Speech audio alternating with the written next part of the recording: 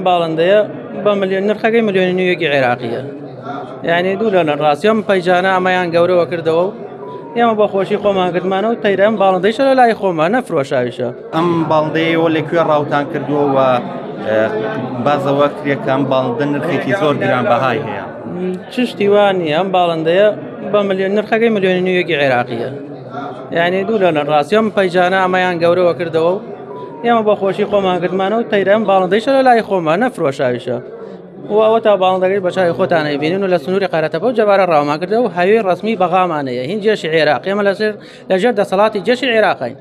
باشە لێرە لە هەرێمی کوردستان ڕاوکردنی ئەم باڵندانە قەدەغەیە، ئێوە چیتان پێوتراوە فەرمانی گرتنتان بۆ دەرکرا و کاتە چۆنین ئەمڕۆ باڵندەکەتان هێناوەتەوە بۆ؟ وەڵڵی فەرمانی گرتنمان بۆ دەرکراوە، یعنی نەفەرێک عن 5-6 نەفەر بێت بگیرێت لە خۆڕایە گیرێن کابراوت ئێمە ئەوە نییە وایە ئەوە نەگران بێ و خەڵکی خۆی لێ بشارێتەوە.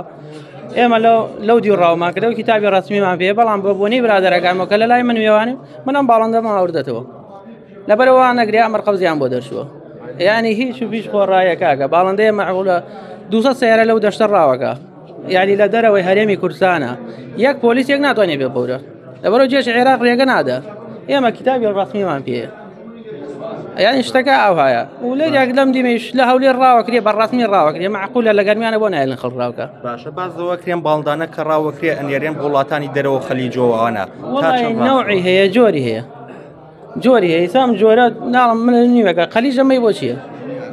ملیۆنیوەکی عێراقیەکە، یعنی خەلیجەمەی بۆ چییە؟ خەلیجە ڕوا بەخۆی لە منغۆلیا ڕاوەکە لە شوێنتر ڕاوەکە دێت دەنگە تێ، بەڵام تا ئیساگە ئێمە هیچمان نەکردووە. بازەوە کراکەوتیان ئێوەم باڵندەیەتان بە 24 ملیۆن دینار فرۆشتووە. دوورە لە ڕاستیەوە هەموو پڕۆپاگەندایە هیچ شتیان نییە. باش ئەم باڵندەیە بە کوردی هیچ ناوێکی هەیە؟ هەر شایەنی ناوە بە عەرەبی بە کوردی شایەنە.